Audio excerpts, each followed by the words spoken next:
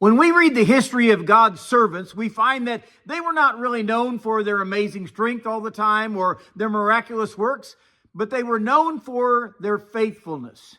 Good morning. This is Pastor Ernie Lewis of the Blue Point Church in Sisney, Illinois, with your thoughts for Thursday.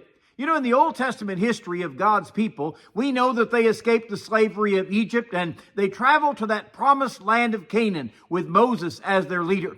In Numbers chapter 13, Moses sent spies into the land to scope out their coming conquest, to see what the land looked like. The spies were fearful of the giants who lived in the land, and they would not trust in God.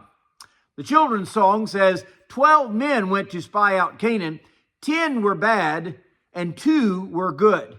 Now we know that Joshua was a great leader who gave a good report as a spy because he succeeded Moses. But do we recall who the other good spy was who gave a good report and called for Israel to go in and take the land? You see, his name was Caleb, who he trusted in God and was faithful when others fell by the wayside. You know, we had a great Caleb who grew up in our church.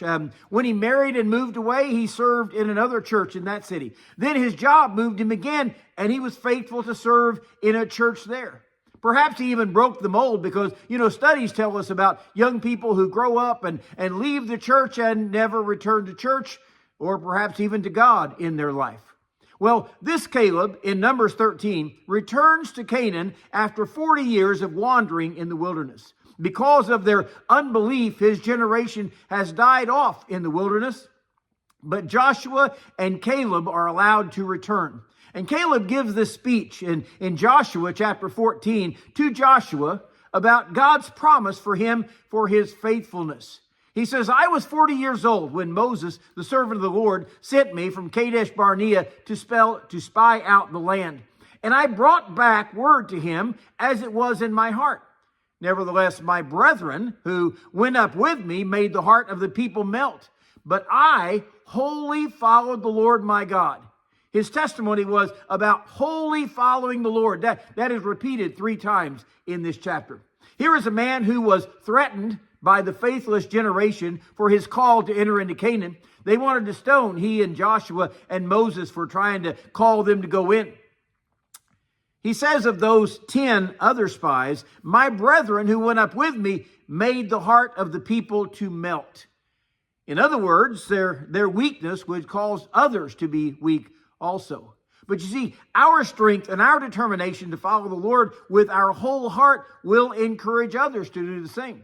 Here is a man who is now 85 years old, he says. He has lived a long life, yet his goal is to take the most difficult land in the most difficult part of the land of Canaan and the greatest enemies. He said, give me this mountain.